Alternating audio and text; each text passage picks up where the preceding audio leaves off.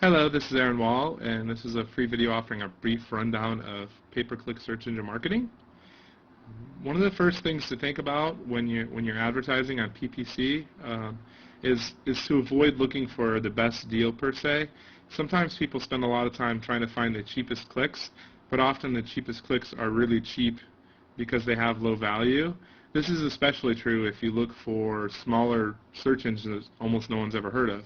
If you advertise on the major search engines, you're getting a big fire hose full of traffic and a fairly clean traffic source. If you advertise on some of the smaller search engines, you might be getting bad feedback, and the feedback might not be due to your own marketing issues. It might be due to the lack of quality or limited volume of traffic at the third-party site.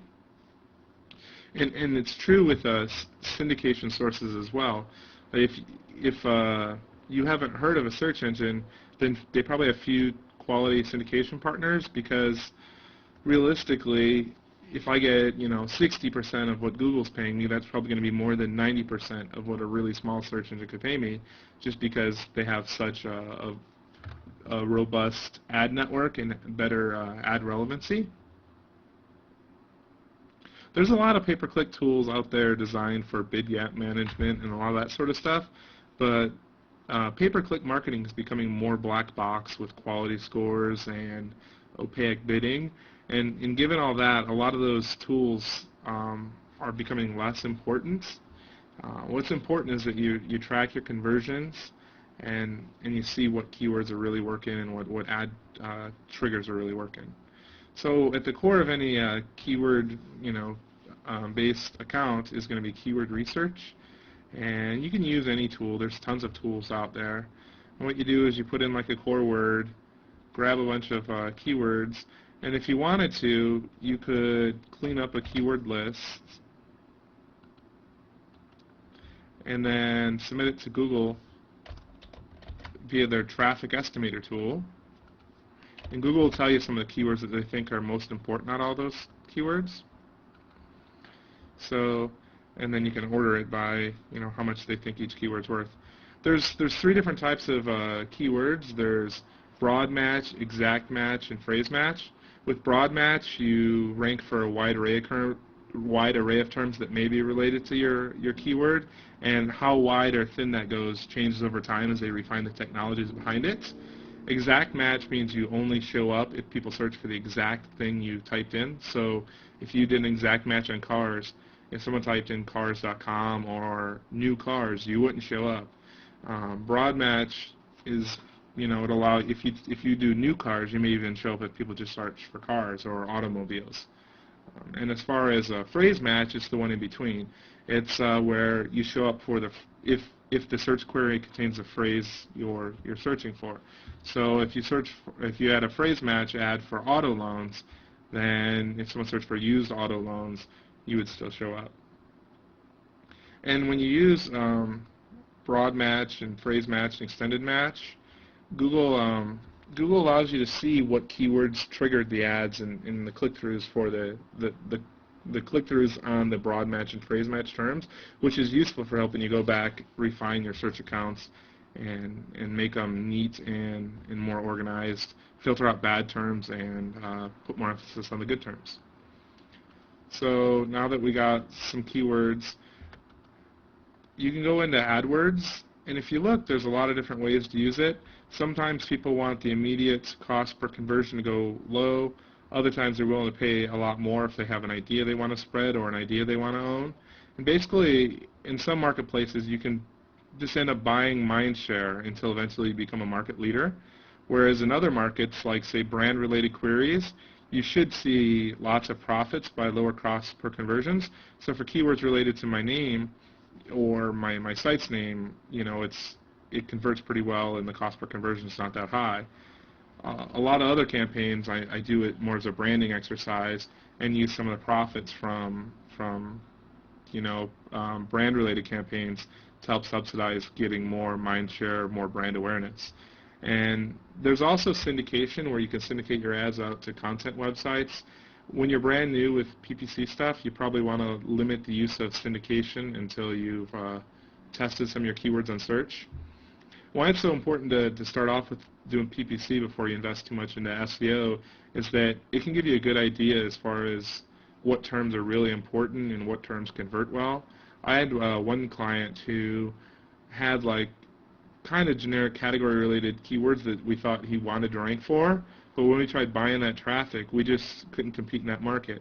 But when we went down to the brands that he carried on his sites and bid on those, it cost a lot more per click, but the conversion rates were way higher. Which leads me to the point of conversion tracking. You really want to use conversion tracking. All the major search engines have some sort of conversion code, and you could put it on your thank you page or whatever the equivalent is. So after people order, you can see, how much it's costing you for each conversion. Some of the conversion tracking tools also show you, what items sold off of what keywords, which allows you not just track conversions, but right down to the ROI of the ad. And Yahoo and MSN, people don't think they have that much traffic, but a lot of SEO-related stuff, sure, they don't have much SEO-related traffic, but like one of my clients here, very small niche sites, he might get 20 conversions a month off of, or 20 or 30 off of Google's paid ads, and here we got like 10 for, about half a month off of Yahoo. So for some of the keywords, for some markets, there's a lot of traffic to be had on Yahoo and MSN. And the conversion tracking is really easy to set up. All the major search engines own it. If you're running big, complex accounts, you probably want to use an external tool. But if you're using, if you have a small budget-oriented accounts, then it doesn't probably hurt you too much to use the tools at the major search engines to track your conversions. Google also offers a website optimizer tool, and inside of Google you can A/B split test ads to see which ads converting better or what ads work better. Website Optimizer also allows you to kind of A/B split test your website, so you can change items on your landing page. The more relevant you can get your landing page and keyword baskets to be, the better off you're going to be. So you really want to have tight-knit groups of keywords and have many ad groups. So and another way to get your ad copy to be as relevant as possible is to use dynamic keyword insertion, which is all three major search engines have something like this. But anyway, you put something like keyword in your ad somewhere, and the keyword that triggered the ad will pop up in there. So you can have like a default one like SEO book, and then I could have stuff like keywords like learn SEO, learn search engine optimization, stuff like that, and that stuff will pop up into the ad space. One of the tricks with PPC ads though is you don't have a lot of characters to use, so you really want to be clear, compelling, differentiate your ad from the competitors, and really make a call to action in it. The greater the ad is aligned with the keywords, is aligned with the landing page, the better you're going to match the query intent, the higher conversion rates are going to be, the better the click-through rates you're going to get. All these things add up to a better ROI at the end of the day. So in addition to using the online AdWords console, you can also download their AdWords editor tool, which is useful for organizing campaigns. And they have an automatic campaign organizer in here, which will help you take unorganized keyword groups and make them more organized. And one last tip with PPC stuff, well, there's actually two. One is that off the start you may lose money because your competitors have been going for a long time. So don't be afraid to spend a bit of money and lose a bit of money in the attempts to understand and learn your market. And then one last tip is you can also use pay-per-click marketing to boost your organic SEO campaigns, and by creating link-worthy content and then buying the related terms and sending people at it. And I've gotten some of my sites featured in the mainstream media for a few $100 using this sort of technique. So hope you found this helpful. Have a great day, and I'll make more videos soon. If you have any questions, please ask at SEObook.com.